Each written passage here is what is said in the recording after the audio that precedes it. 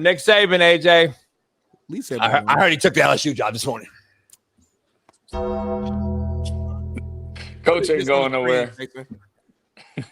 What is this, Jackson, on the screen? I don't know. You tell me. It's audio listeners. It's a tweet. It's a first of all, it's my first time seeing this, y'all. It says breaking. Sources in the know tell MBG that Nick Saban and Miss Terry are in Baton Rouge and that he will be the new head coach at LSU. Why you laughing, homie? Hey, AJ said he's not leaving nowhere. So just put that tweet down. I mean, we didn't break no news or nothing. I didn't put this tweet on here. We didn't break no news. Yeah, listen, it would be shocking if he took that job. It really would. Herbie talked about it the other day on him and Galloway's little podcast they do. Yeah. And he was talking about how, like, Coach ain't going anywhere. Look at Miss Terry playing with him. Coach is like, give me the damn cake. And then nobody wants to talk about it. Get my slice, Terry.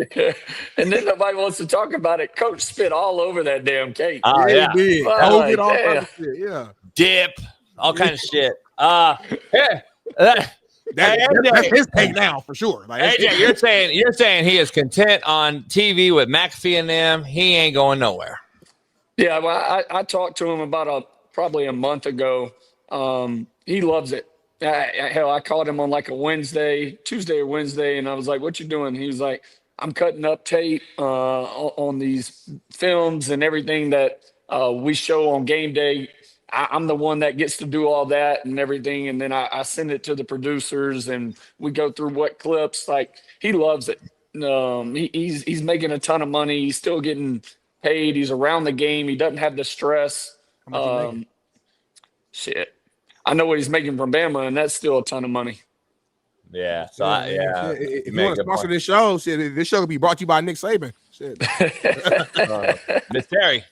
Right. Hey, shit. Hey, AJ, I know you're on the move, so I can't thank you enough for hopping in here. Make sure you guys follow AJ and the TJ and their podcast every single day. Make sure it comes out on Tuesdays. So make sure you follow those guys on the Bama podcast. Let me ask you something. The initial college football playoff rankings dropped, AJ, yesterday or this morning.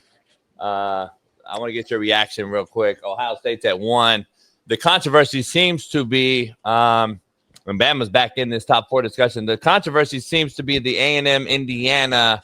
They could be flipped either way. Some people even thought A&M strength of schedule could be worthy of a 1 seed.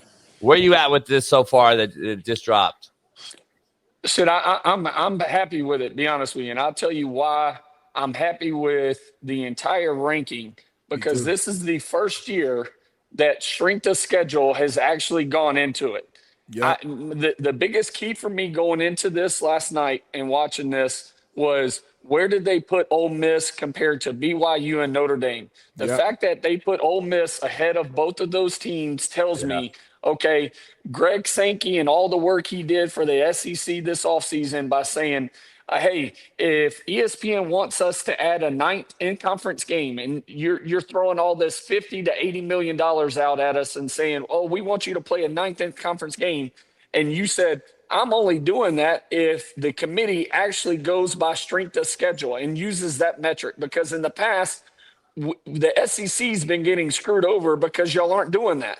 So that's the biggest thing to me, is them with Ole Miss having 1 loss, but seeing them ahead of an undefeated BYU and then a 2-loss Notre Dame. Because listen, love Sheldon, but they got Notre Dame overhyped every year, and that's the way it is, because they're independent and they get to make their own schedule and they don't really play anybody. So therefore, that's what I was happy about, because I think this opens the door for at least 5 SEC teams to make it in the end. At least, and I don't know, with the ACC being as shitty as they are, and these other conferences not. I mean, there is no out west. I mean, I can see this really being a bad situation. I think there's 6 teams can get in this year. I think they should too. I think if I'd rather see the best teams play in a fucking round robin type of situation. I don't want to see Bama have to smoke goddamn Virginia. I don't. I don't think they're that good. I love what he's done there in Virginia. Shaun King loves it, but I'm not sold on that conference. But this 12 right here, if the playoff starts today, I'm not mad at all.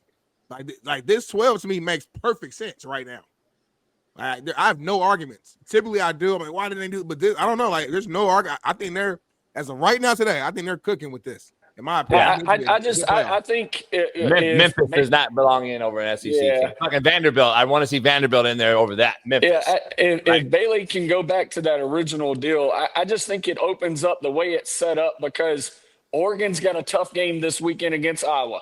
Iowa's playing great. So a loss to Iowa knocks Oregon out. All right, yep. BYU and Texas Tech play each other. So that knocks one of them out pretty much. Georgia Tech, Texas Tech, right? If Texas Tech loses to BYU, they're out. They're out. Yeah. So Georgia Tech will still have to play Virginia. That probably knocks one of those out, and they're only going to take the champion. Like, I think this sets up for a road. It comes down to the last year, I think, of Vandy versus Tennessee. The last game of the season is that last spot for the SEC because you really could have Vandy at 10-2. If Oklahoma were to, say, beat Bama, right, they're at 10-2. All right, Bama's at 10-2. Then you got A&M or Texas still has to play A&M and Georgia. If Texas wins out, they're at 10-2. Georgia's at 10-2. A&M's at 11-1. Like, tell me those teams don't deserve to be in it. Like, those 5 to 6 SEC schools should be in it, and I think this opens the door for that. And that is why I think Notre Dame better jump into a fucking conference like BYU did, because BYU was independent forever too, as I was growing up, and they got away with it. Back in the day, we had bowl games, so a Freedom Bowl for an undefeated BYU team was like a big deal, or a Holiday Bowl. Like nowadays, they could get in the playoffs in this certain thing, but they jumped into a conference. They can actually be seeded higher than 5th. Let's just say if they run the table and end up in the top 4, Smitty, Notre Dame can't ever. Even if they're undefeated, they're only going to be 5th because they're not in the conference. They're not a conference champ.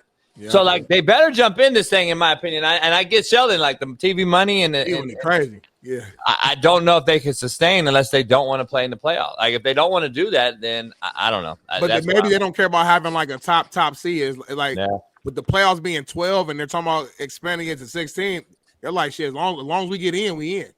You know? Yeah. I don't know. It's going to be interesting. Who's on the slate this weekend, real quick, before we got Ball State tonight. Midweek action. Ball State, Kent State, 4 p.m. Pacific time. No. I big on the football going on. Go watch that game. There's always a handful of guys from the MAC who you guys overlook. Yeah, that's not next year in the NFL. You're like, damn, who the fuck is Darnell Smith? Oh, he went to Ball State? Yes.